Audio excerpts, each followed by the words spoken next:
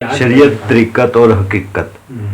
یہ شریعت طریقت تو معلوم ہے, یہ حقیقت کا کیا ہے, یہ ذرا ایکسپلین کریں. اچھا, ایک تو ہے طریقت, اس سے پہلے آپ نے کہا شریعت.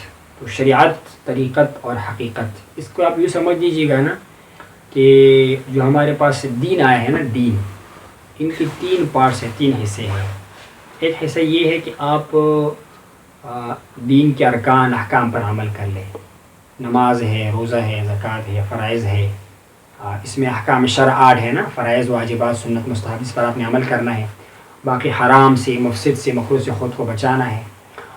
اور طریقت جو ہے وہ کچھ ایسی چیزوں کا نام ہے, کچھ ایسی ظاہری اور باطنی افعال اور کردار کا نام ہے کہ جس سے ان میں نکھار آ جاتا ہے.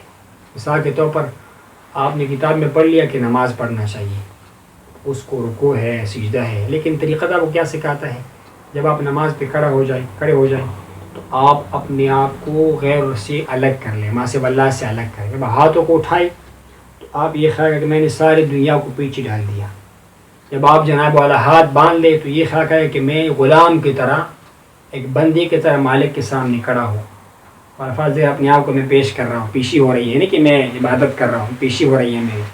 آپ رکوع میں چلے جائے تو آپ یہ خیال کرو کہ یہ میرے پاؤں ہے نا, یہ ناخن کو میں دیکھ رہا ہوں, اس میں سے روح نکلنے کا وقت بھی آ سکتا ہے جب میرے اوپر موت طاری ہو جائے گی.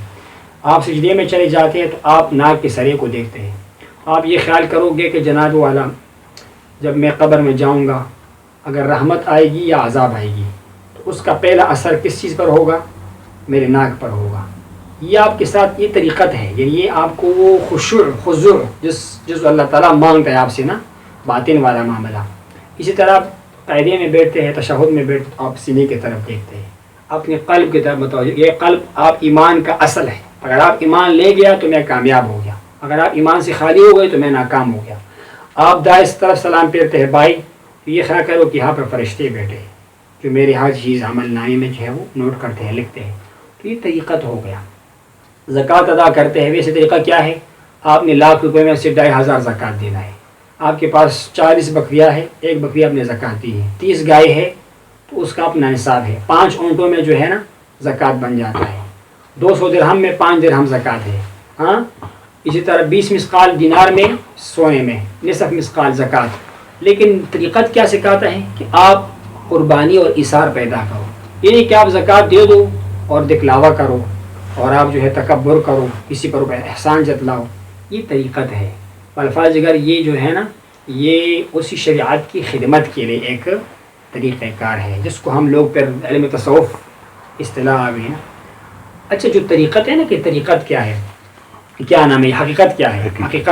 حقیقت سے یہ مثال, اس کا مثال یوں لے لیجیے گا نا کہ ایک آپ نے کام کیا اور ایک آپ نے بہترین اچھا کام کیا. تو عام کام کا صلہ تو آپ کو ایگزیکٹ وہی ملے گا جو آپ نے کیا, لیکن جو آپ نے اچھا کام کیا اس کا پھل آپ کو بہترین ملے گا. آپ نے جب یہ نماز پڑھی نا, اور اچھے طریقے سے پڑھی, اور پوری شرائط کے ساتھ پڑھی, اور باطن کے حضور کے ساتھ پڑھی, لا صلاۃ الا بحضور القلب, نماز وہ ہے نہیں جس میں دل کا حضور نہ ہو. آپ بازار کا خیال رکھیے بھی بچوں کا, تو وہ نماز کیا نماز ہوگی؟ جب آپ کا نماز ایسے نماز ہوگا تو آپ پر ایسے راستے کھل جائیں گے کہ آپ کو نماز کی حقیقت معلوم ہو جائے گی. یعنی پھر بلا کیف آپ بیچ میں سے نکل جاؤ گے. اب تصوف والی بات آ جاتی ہے, یعنی آپ گویا اپنے آپ کو آپ بیچ میں سے نکل جاؤ گے, اور آپ اس مقام پر فائز ہو جائیں گے کہ گویا آپ رب کریم کو خود دیکھ رہے ہو عز و جل. اور یہ ہے مقامی احسان, اور یہ ہے حقیقت. پھر آپ زکوٰۃ دو گے نا, تو پھر آپ زکوٰۃ دیتے آپ کو جو لطف ملے گا, لوگوں کو تکلیف ہوتی ہے نا, جب زکوٰۃ دیتے پریشان ہو جاتے ہیں, پسینے چھوٹ جاتے ہیں, اور دیتے بھی نہیں زکوٰۃ. لیکن یہ بندہ جب زکوٰۃ دیتا ہے تو اس کو خوشی محسوس ہوگی, اس کو فرحت میں, اس کو محسوس ہوگا کہ میرا رب کتنا خوش ہو رہا ہے. تو وہ بڑی فراخی سے اپنی مال اس کو نکالے گا, اور اس کو آپ اس طرف لے جائے گا کہ ایک نماز کی صورت ہے, رکوع, سجدہ, قیام, قعود, اس پر بھی ثواب ہے, اس پر بھی اجر ہے. آپ جب طریقت کے ساتھ نماز پڑھو گے تو آپ کو نماز کی حقیقت حاصل ہوگی. پھر آپ کو کعبہ شریفہ کی حقیقت کا فیض نصیب ہوگا. قرآن پڑھیں گے نا, باقاعدہ قرآن کی فیض جس کو واردات کہتے ہیں, ہاں, وہ آپ پر نازل ہوگا. اور آپ کے ایمان میں قوت آئے گا. تو یہ ہے حقیقت. پھر آپ اسی طرح حقیقت ہر چیز میں آ جائے گی. یا اللہ مجھے چیزوں کی حقیقت آگاہی عطا فرما. اللہ ہمارے نا حقائق الاشیاء کم. یا اللہ جس طرح چیزوں کی حقیقت ہے مجھے وہ اس سے آگاہ فرمائے گا. آپ کو ہر چیز کی حقیقت جو ہے وہ معلوم ہونا شروع ہو جائے گی. لیکن اس کے لیے شریعت اور طریقت جو ہے نا اس طرح ہے جس طرح کے پیٹ اور کمر.